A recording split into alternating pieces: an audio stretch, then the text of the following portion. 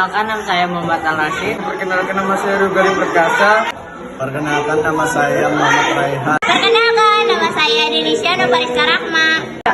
Perkenalkan nama saya Samsia. Perkenalkan nama saya Nadia Latifa. Perkenalkan nama saya Nancy Faisal. Ingin menjelaskan tentang konsep lokasi. Lokasi absolut Pulau Kembang adalah terletak pada negatif 4 derajat 9,41 lintang selatan dan 114 derajat 37,59 negatif 114 derajat, 1 BT. Kedua, lokasi relatif pada Pulau Kembang terletak di tengah-tengah Sungai Barito. Sekian dari saya, terima kasih. Ingin menjelaskan tentang konsep jarak. Jadi contoh konsep jarak itu jauh dekatnya jarak bepergian kedua tambang Banjarmasin dari Martapura. Terdapat dua pemahaman akan jarak, yaitu pertama jarak absolut, yaitu jarak sebenarnya. Sebagai contoh, jarak absolut Martapura ke Dutamol Banjarmasin adalah 38,6 km.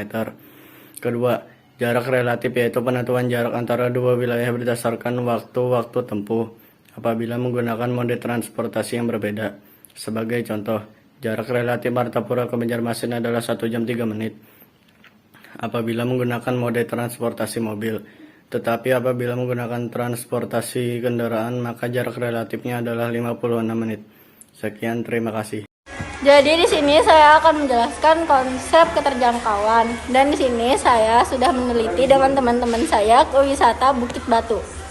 Wisata Bukit Batu merupakan contoh daerah yang terisolir karena lokasi tempatnya sulit dijangkau dengan kendaraan. Kondisi wilayahnya yang berupa bukit mengharuskan kita untuk berjalan kaki untuk dapat menuju ke puncaknya.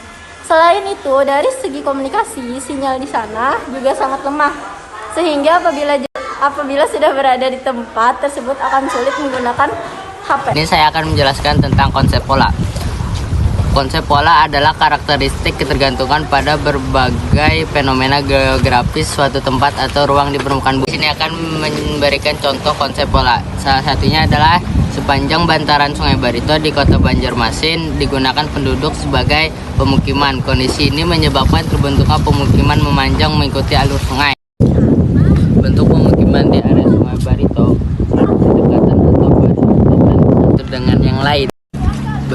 Bentuk rumah di sepanjang Sungai Barito berupa rumah panggung dan terbuat dari kayu. Sungai ini mengalir di wilayah Tenggara di Pulau Kalimantan yang beriklim hutan hujan tropis. Saya ingin menjelaskan tentang konsep morfologi. Konsep morfologi adalah konsep yang mengkaji relief bentuk permukaan bumi yang berbeda-beda akibat perbuatan manusia. Contohnya di Desa Sungai Arfat 2, Kecamatan Karangintan, Kabupaten Banjar. Air debit di sini terus meningkat akibat perbuatan penduduknya yang terus membuang sampah ke dalam sungai. Sampah-sampah menumpuk akibat 98% penduduk membuang sampah ke dalam sungai dan menjadikan sungai sebagai tempat pembuangan. Jadi saya akan menjelaskan konsep aglomerasi. Konsep aglomerasi sendiri adalah konsep yang mengacu pada kondisi pengelompokan suatu wilayah yang relatif memusat dan saling menguntungkan. Contohnya seperti di Bincau yang terletak di Kecamatan Martapura, Kabupaten Banjar, Provinsi Kalimantan Selatan. Kampung ini menjadi salah satu pusat pemukiman yang di dalamnya terdapat industri perikanan yaitu tambak. Masyarakat di sana mengandalkan tambak untuk mata pencaharian mereka. Terima kasih. Menjelaskan nilai konsep guna. Seorang murid Sumadama menelusuri tempat wisata Tahura di Madiangnya sebagai objek penelitian tugas geografi. Sedangkan bagi orang-orang, tempat tersebut sebagai objek wisata atau rekreasi, bahkan sebagai penduduk menjadikan tempat untuk mencari kebutuhan hidup dengan memanfaatkan hasil hutan yang tersedia. Dari penelitian yang didapat di sana terdapat hewan satwa gunung air terjun, tempatnya yang mudah dijangkau dan bersih. Untuk tiket masuknya pun juga sangat terjangkau untuk orang-orang yang ingin ke tempat wisata di sana. Ya, terima kasih. Di sini akan menjelaskan konsep interaksi antar ruang.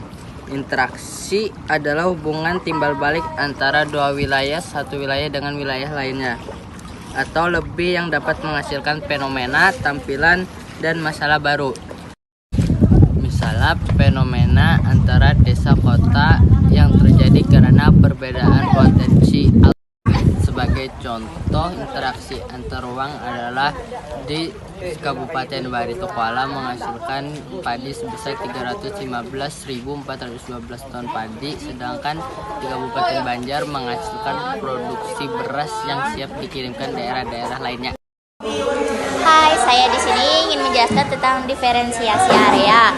Nah, diferensiasi area ini berkaitan dengan karakteristik wilayah di permukaan bumi. Sebagai contoh, di mandi angin yang beriklim sejuk, kebanyakan orang menanam buah-buahan dan sayuran, dan mayoritas pekerjanya sebagai petani dan perkebunan. Nah, kalau contohnya di iklim panas, yaitu di dataran rendah, kebanyakan orang. Nah, keterkaitan antar ruang di sini hubungannya adalah ekonomi suatu daerah. Jika di desa, petani menjual hasil berasnya itu sedikit sekali, enggak sampai 100.000. Nah, jika di kota menjual satu karung itu untungnya banyak banget. Jadi berbeda pendapatannya. Makasih. Dan lain-lain. Sekian, makasih.